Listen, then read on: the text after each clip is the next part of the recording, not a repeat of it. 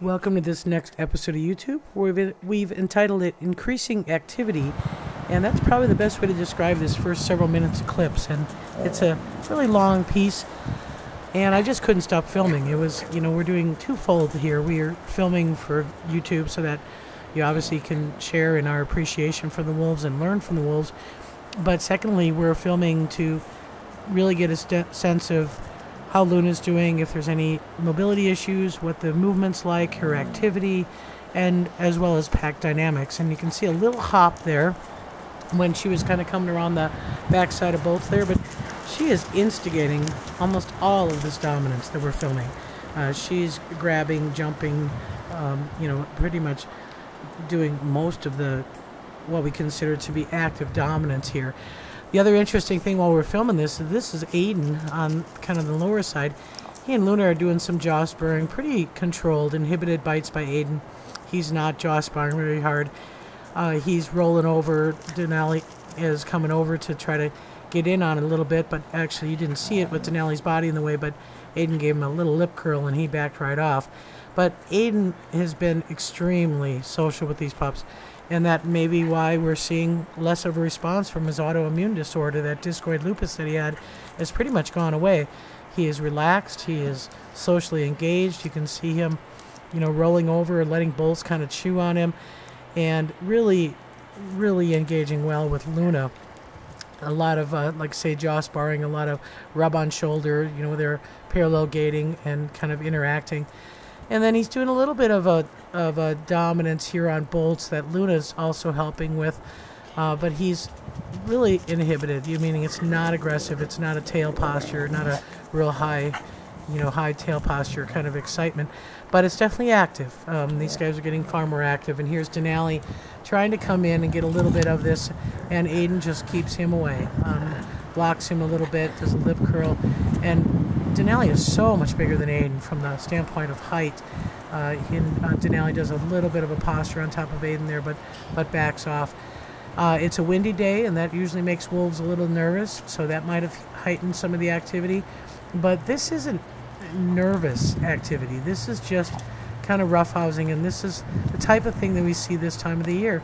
The wolves are going to be more active, and Luna and Bolts are pups, and this is a daily thing for them to kind of interact and jaw spar. Now Bolts kind of grabbed the back leg there, and we're obviously concerned if there is some weakness that they're picking up on, but it was an indiscriminate grab, meaning that he grabbed the right leg and then grabbed the left leg and then grabbed the tailbone, and he's just grabbing to kind of interact. So what we want to watch for too again is if Luna's getting ganged up on here, if there's multiple wolves on Luna, but we don't see that. We see Luna on multiple wolves, but I'm not seeing any real significant issues where she's being targeted. It seems that Aiden steps in when there's too much on Luna, and he'll either dominate Bolts or, again, he blocked Denali there and kept Denali away. So we're kind of watching this. There's a lot of movements for Luna, certainly a lot of jumping and grabbing and running, and she seems to be managing extremely well. It's not that cold today, maybe 34 degrees. I know for people that don't live in the north that's cold, but for us that's a nice day. A little windy. We have some cold weather moving in for Sunday, where we expect maybe highs at 30 degrees. So again, this is an early morning shot, and it did warm up to maybe 40 some degrees today. So that's what's going on in the exhibit pack, and it's like I say, I filmed a lot of it today primarily because I really wanted to watch Luna and see what was going on with her. But the other thing was, it was just real stimulating. Aiden blocking those pups, Denali doing a play bow down in his front haunches, trying to encourage interaction. And Denali's possibly looking for an opportunity to take advantage of Aiden. That's, I think, where that kind of that foreleg stab, and then again that play bow. I'm watching Denali's ears here, kind of flat and off to the side, so there's a little bit of intent. And then when Bolts starts grabbing on Aiden, I watch Denali's ears perked a little bit more forward. He's a little bit more intense, and certainly if Bolts is going to go after Aiden, I think Denali's going to be right there trying to get an opportunity for a little bit of status. Fortunately, Aiden's pretty much on top of it. He does a lot of lunge charges. But I think Aiden's problem is that Luna just kind of keeps grabbing onto him. And then here's where I noticed it got a little bit more intense for Aiden. Bolts is doing a write-up, and he's a young pup. He's looking for opportunities. He doesn't know any better. And so he mounts Aiden. Luna's biting Aiden, getting a little bit intense. So Luna goes down. Aiden put a paw on her to try to roll her over. But you can see Denali coming to work on this and trying to get a little bit of opportunity. And Aiden just snaps at Bolts, and Bolts immediately stops. I mean, Aiden is respected by all these pups or wolves, the pups and really Denali alike. So he kind of put an end to it when it got a little intense, then goes back to some of the social behavior. But that's what we're kind of watching for, is when it gets a little bit too intense, that's when some of that dominance heightens. And so we're kind of watching for that. So like I said, Aiden doesn't need to roll around on the ground like this. He's letting these pups climb all over him. It's a social behavior.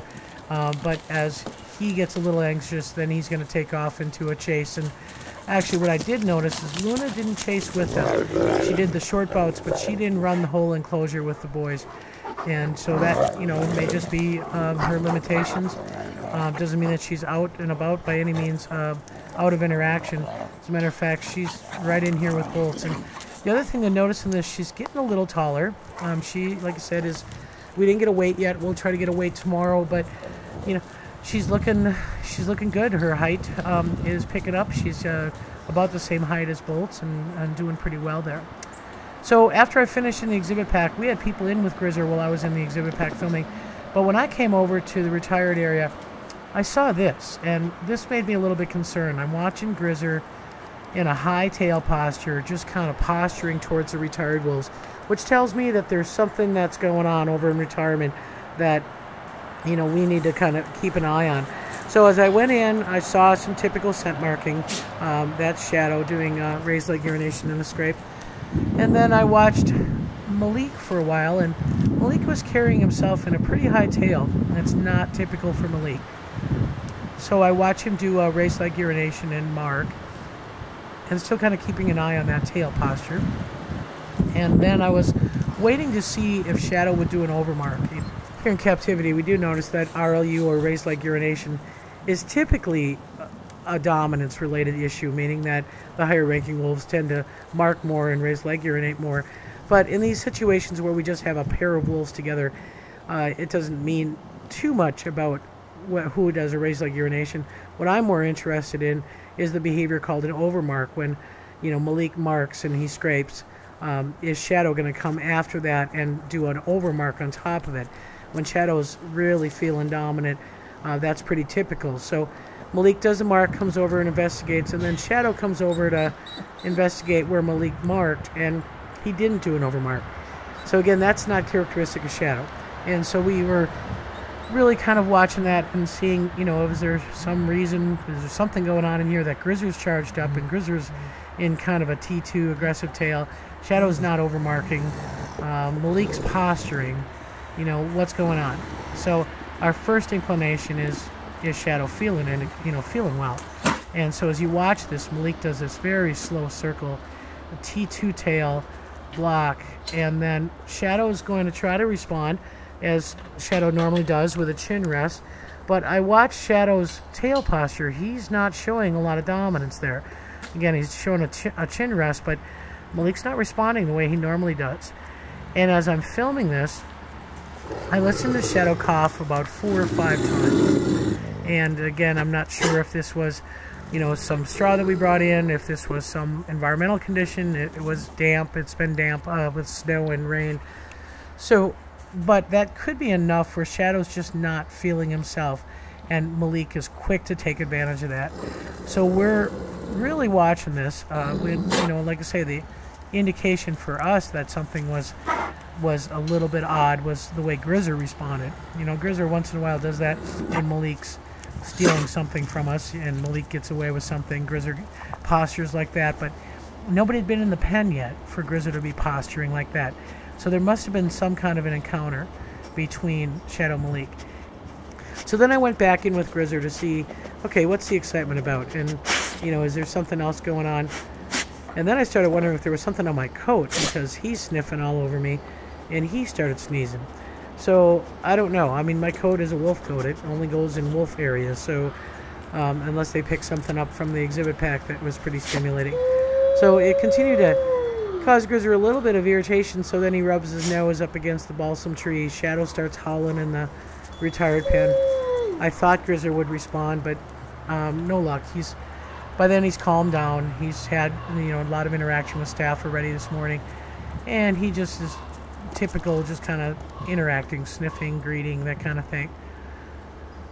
So never did figure it out. Grizzer stopped sneezing. It wasn't anything that I could tell that was on my coat. And then he just kind of hung out. And here's Oscar hanging out while I'm doing wolf care with Grizzer, just calmly, hanging by the edge of the fence. And then they go into their typical greeting, jaw spar. Oscar, being a dog, barks a little bit. Grizzer rolling over, submitting for him, try to do some pawing, etc. But what was interesting is one of the staff observed later, Grizzer went for a run, did his Grizzer 500, and then ran back up to Oscar, and then started to do like a play bow, invite chase, and then stops and turns to Oscar, kind of looking like he was wanting Oscar to chase him, and obviously Oscar can't. Oscar's on the other side of the fence. So nothing out of the ordinary for Grizzer. I guess I spent enough time with Grizzer to make sure that there wasn't something with him that was maybe causing his heightened activity or anxiety, but he was pretty relaxed. He likes his body massages. He's laying there in the straw. Oscar's on the other side of the fence. He's as relaxed as they can get. So anyways, that's part of the job of wolf care, is not just the physical care, but also to make sure that you can interpret the behaviors and see that the behaviors, if there are differences between the norm, then you try to figure out what's going on to make sure that everybody's dealing pretty well. So again, Oscar's not only a companion for Grizzer. Oscar does help us in moving wolves around. His skinny little body fits between the fence and the kennel there, the wooden fence and the kennel, and you can see Luna and Bolts and Aiden all kind of following him into holding. So Oscar is real helpful to that. Bolts still wants to see Oscar, and he tries to put a paw here through the fence to be able to touch Oscar, and we have not let these two together since the introduction. I think Bolts, being about a 85, 88 pound pup, is a little bit too much for Oscar, but they have good opportunities between the fence, and this is all supervised here, so they don't grab them or do anything like that. Oscar's just interested where the food was, so he's not going to be too concerned about the pups. But anyways, that's another day of wolf care, and so just wanted to again remind people that November 15th is Give to the Max Day. This is a very special statewide one-day online giving campaign to raise money for Minnesota nonprofits. You can just go to our homepage, click on the Give Minnesota icon to make your secure donation, and this is big. All gifts up to $20,000 will be matched dollar for dollar. Giving starts at midnight Central Standard Time on November 15th.